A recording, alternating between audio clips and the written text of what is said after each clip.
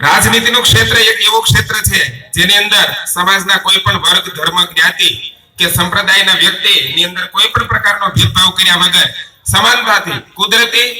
કે કૃત્રિમ સરંજામો, કોલસો, પાણી, સૂર્યપ્રકાશ અને ટેક્સના સ્વરૂપમાં આપણે જે નાણાં ભરપાઈ કરીએ છીએ સરકારને આપણે સુવિધા માટે, આ તમામ સરંજામની સરખા ભાગે સમાનતાથી બંધારણમાં કીધું છે એમ ભાતૃભાવ, ભાઈચારા, સમાનતા અને એકતાથી કોઈ પણ પ્રકારના ભેદભાવ વગર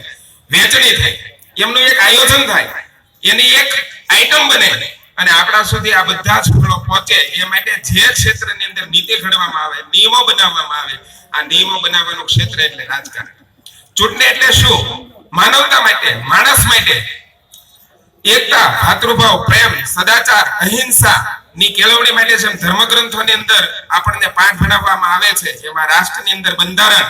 કે જે આપણા સંચાલન માટે, નાગરિકોના સંચાલન માટે, આપણે સુખાકારી માટે સ્વીકારેલા નિયમોની બુક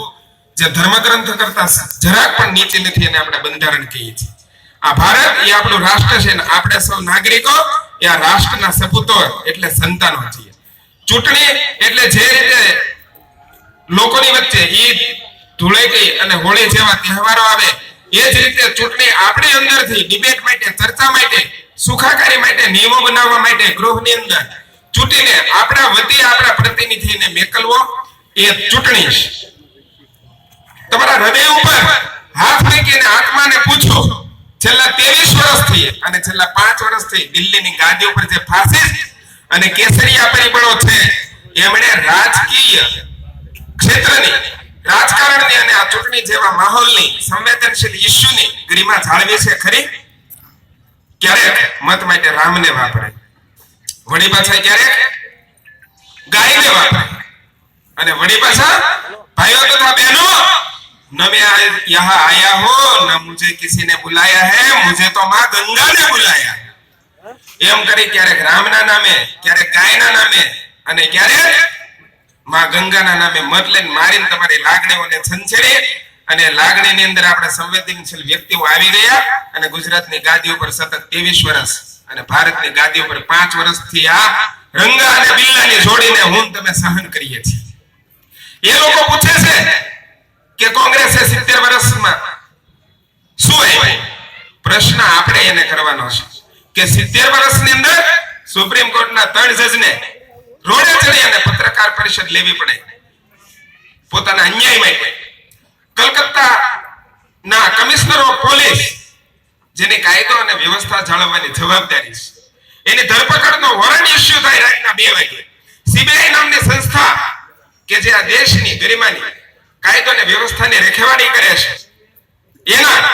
ચીફ ડિરેક્ટરને પાણીચું પકડાવી દેવામાં આવે. એટલું જ નહીં પરંતુ પ્રાથમિક શાળાના શિક્ષકોની જે રીતે દર 3 ને 4 મહિને બદલી થાય એ રીતે આ દેશની તિજોરીની જે રખેવાળી કરે છે, જે નીતિ ઘડે છે, એવી આરબીઆઈ જેવી સર્વોચ્ચ નાણાકીય સંસ્થાના ગવર્નરો પેલા રઘુરામ રાજન ગયા, જીએસટી માટે જરૂર પડી, નોટબંધી માટે જરૂર પડી તો આ લોકોએ ઉર્જિત પટેલને બોલાવ્યા અને ત્યારબાદ રમાકાંત દાસને વારંવાર બદલી કરીને ઓટોનોમસ બોડીઓ આ દેશની રખેવાળી કરે છે, મારા તમારા હિતની રખેવાળી કરે છે. એની ઉપર આ લોકો ફાસિસ્ટ સરકાર જ્યારે પાણી ફેરવી રહી છે ત્યારે ખેડૂતોના ખેતરમાં સમયસર વીજળી નથી, પોષણક્ષમ ભાવ નથી, સિંચાઈનું પાણી નથી, બેરોજગારોને રોજગારી નથી. સ્ત્રી સશક્તિકરણની વાત કરતા લોકો ગુજરાતની અંદર જ્યારે 148 જધન્ય અપરાધો મારી માતાઓ અને બહેનો ઉપર બન્યા છે ત્યારે જ્યારે કાયદો, વ્યવસ્થા, પાણી, નળ, ગટર, ટેક્સ, વેપાર, ધંધા, રોજગાર, વિદ્યાર્થીઓ અને બધાનું ભાવિ જ્યારે જોખમમાં પડ્યું છે ત્યારે મુરબ્બી રાહુલ ગાંધીએ ડબલ ગ્રેજ્યુએટ, સુશિક્ષિત એવા પરેશ ધાનાણીને વિનંતી કરી કે નેતા વિપક્ષ અને સતત 4થી વર્ષનું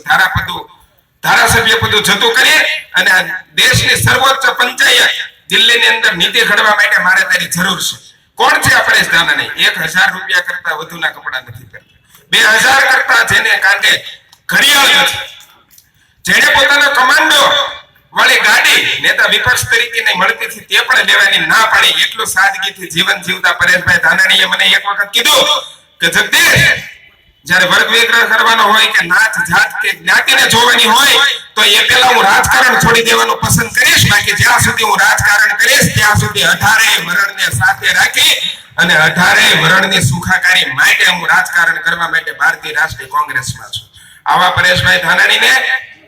મારી વાતને વિરામ આપતા સુધીમાં તારીખ 23 ના રોજ આપને લોકશાહીની અંદર આપણા વતીથી આપણા પ્રતિનિધિને પસંદ કરવા માટેનું જ્યારે આપણને લોકશાહી એક શસ્ત્ર આપ્યું છે ત્યારે કોઈ પણ પ્રકારની વાત વિવાદ કે અફવાની અંદર આવ્યા વગર આપણી વતીથી આપણા નીતિ ઘડતર માટે આપણી સુખાકારી માટે પરેશભાઈ ધાનાણીને ચૂંટીને દિલ્હીની ગાદી ઉપર મેકીએ અને રાહુલ ગાંધીના હાથ વધુ મજબૂત બનાવીએ એટલે અભ્યર્થના સહ વિરમું છું. જય હિન્દ, જય ભારત.